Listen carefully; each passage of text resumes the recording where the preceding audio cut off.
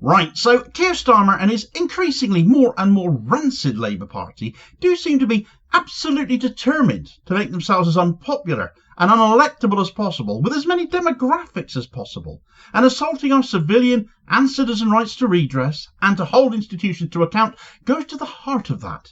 And this story has gone to show that, in that respect, in respect of our ability to hold power to account, that has been watered down more and more to the point our objections do not matter anymore.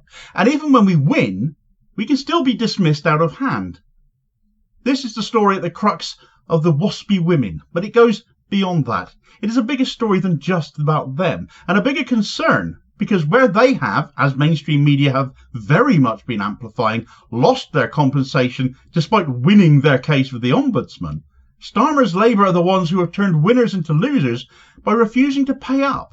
And in that case, what is the point of having an ombudsman service if their findings are not legally binding and their findings enforceable when it comes to government? But above even that, with the number of Labour figures who campaign to support the WASPI women in exchange for their vote and their support, once more this Labour Party proves that it cannot be trusted, that they will say anything and do anything and take advantage of anyone in order to get what they want, which is all that matters. The Labour right, just as big a bunch of snakes as the Tory Party, but actually I think they are even worse, because you know the Tories are snakes. Labour pretend they aren't.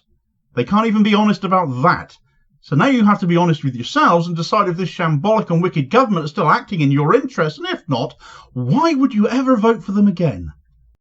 Well, the government failed the women who were born in the 1950s. They stole their pension, that contract, that agreement that they thought they had, and then accelerated it so that those women didn't have the chance to prepare for that. We've said we'll right that injustice, and within the 5 years of the Labour government, we will compensate them for the money that they've lost. This is their money that they've had stolen off them, and it's completely unacceptable. And any government should act responsibly to these women who have looked after their children through that period. They're often looking after elderly relatives now, and they're a part of our society that have felt really unjust by the way they've been treated, and it's absolutely right that we deal with this issue. I'm here with the 5 towns and Yorkshire WASPI women. They've been running a great campaign on behalf of women right across this area but across the country as well. They've been so badly treated by this Tory government. They've had their pension age increase, no proper warning. It's moving the goalposts when people can't plan. It's completely unfair. I've been joining them and fighting to try and get this changed. I think it's completely unfair, and I want to keep fighting for a fair deal for the WASPI women. I understand that women affected by the changes to the state pension age feel disappointed by this decision, but we looked in full at the ombudsman recommendations, and they said that around 90% of women did know that these changes were coming, and as Chancellor I have to account for every penny of taxpayers' money spent, and given that the vast majority of people did know about these changes, I didn't judge that it would be the best use of taxpayers' money to pay an expensive compensation bill for something that most people knew was happening. These two facts, that most women knew the state pension age was increasing and that letters aren't as significant as the Ombudsman says, as well as other reasons, have informed our conclusion that there should be no scheme of financial compensation to 1950s-born women in response to the Ombudsman's report. The All-Party Parliamentary Group for State Pension Inequality found huge numbers of women suffered significant financial hardship. Many even lost their homes. So the Secretary must realise that an apology is welcome, but it's not enough for them. And frankly, it's unprecedented for a government to agree with the findings of an ombudsman on the one hand, but to refuse to initiate redress when clear injustice has occurred. Right, so that was a little montage of clips there showing a small selection of the rampant hypocrisy we've seen from Labour figures, now ministers, over the last few years, acting as if they were on the side of the WASPI women and now deciding, actually, you're all too expensive to compensate, we'll just pretend you all knew about everything anyway, hide behind a figure of 90% of you all knowing in advance, when actually that is utterly impossible to gauge or measure, as reason enough to not compensate. You had Angela Rayner and Yvette Cooper mounting staunch defences of WASPI women denied their pensions, scammed by the Tory government, all expedient political ground to fight them on, and yet the reality turns out that once in power they had no more intention of rectifying the situation than the Tories ever did. Rachel Reeves bleating about value for money. So these people are not worth it to you then? No longer working? What a waste of money they are in that case. They're pensioners. Who cares if they'd endured hardship along the way? I'll keep telling you and myself that they really knew. Liz Kendall, whose Department for Work and Pensions is overseeing this shambles, made much the same commentary by way of excuses, bleating about the number of people and the years it would take to administer the changes when this is rot. Every WASPI woman got screwed over. It's just a case of administering the compensation. You could even agree to do it in partial amounts whilst figures are checked to make sure they're precise, so at least people got something in the meantime.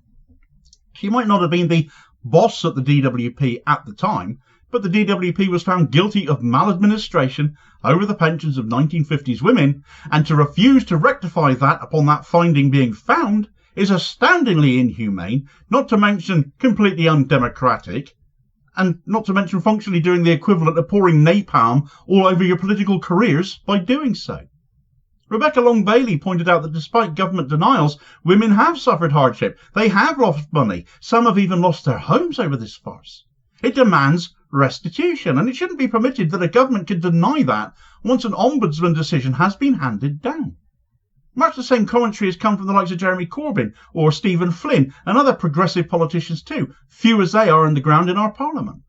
As for Keir Starmer himself, well, back in 2022, on the matter of the WASPI woman scandal, just 2 years ago, he said, "This is a real injustice. That's why there's been a big campaign about it. It's not just the age has changed to 67. All your working life you've got in mind the date on which you can retire and get your pension. And just as you get towards it, the goalposts are moved and you don't get it.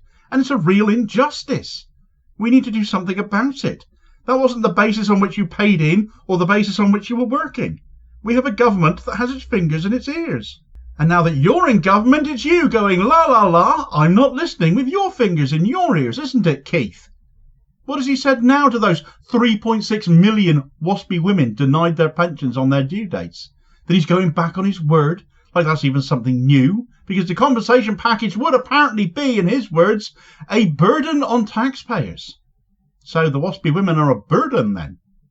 As regular viewers will know, I detest the term taxpayers because taxes don't pay for anything. It simply offsets normal public spending, which the government does by typing numbers into a computer to pay for stuff.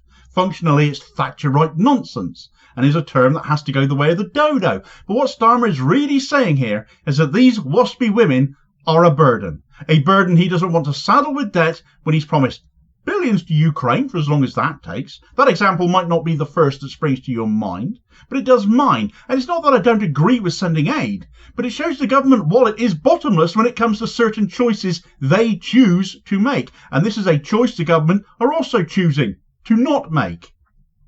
Fundamentally, it also makes a mockery of government redress for anyone. Here we have a decision made by the parliamentary ombudsman, finding in favour of the victims of Tory government policy, and Labour not backing it up, and functionally it is because the ombudsman has no powers to enforce their ruling. So what is the point of an ombudsman service if it can just be arbitrarily ignored no matter what their findings are? Other than the financial ombudsman, I can't think of another that actually does have statutory enforcement powers, but all of them should. Yet intentionally it is kept this way, and the only conclusion you can draw for that is so governments can get away with pulling cunning stunts like this. But it also goes to show our civilian rights, no matter who we are, what we do, our age or our issue, can only be carried so far by using ombudsman services. Even if finding in your favour, nothing may necessarily ever come of it. So what's the point? Why bother? What this issue has actually exposed is that our civil rights are not good enough at all, are woefully insufficient when governments can dismiss matters out of hand like this, even when they are the guilty party, even if it isn't this particular government at fault, and it cuts to the heart of what is right and fair, and clearly there is a distinct lack of that, now made pretty bloody obvious. We need better than this. And if this is the sort of government that won't be fair but will hide behind bureaucracy instead, then it's a government we absolutely do not need.